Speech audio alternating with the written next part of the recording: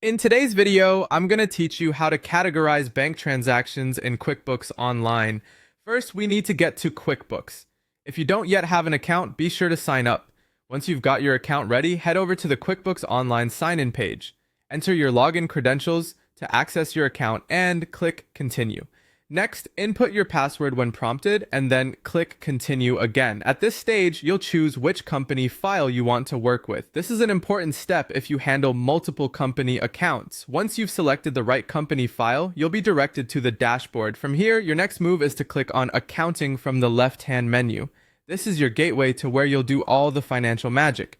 Now locate and click on Bank Transactions. This may appear as both a button and a tab, depending on your version. Select the specific bank or credit card account you're working on from the tabs displayed at the top.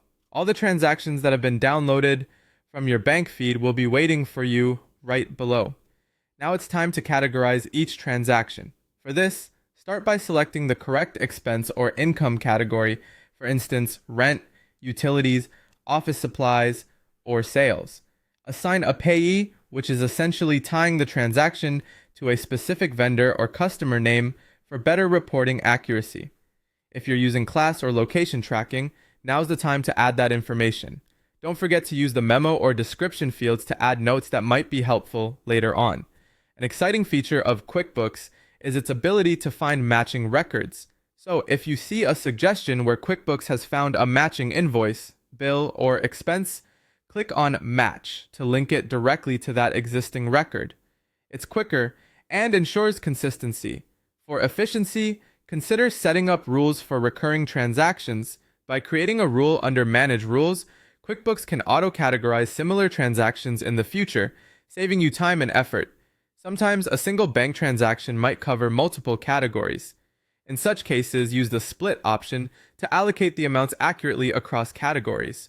Once everything looks good, you are ready to click Add, which will record the transaction in your QuickBooks Online account.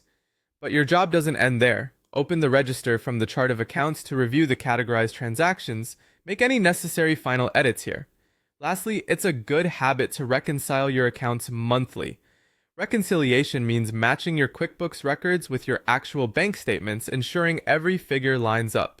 And there you have it. By following these steps, you'll keep your finances well organized and your accounting as stress-free as possible.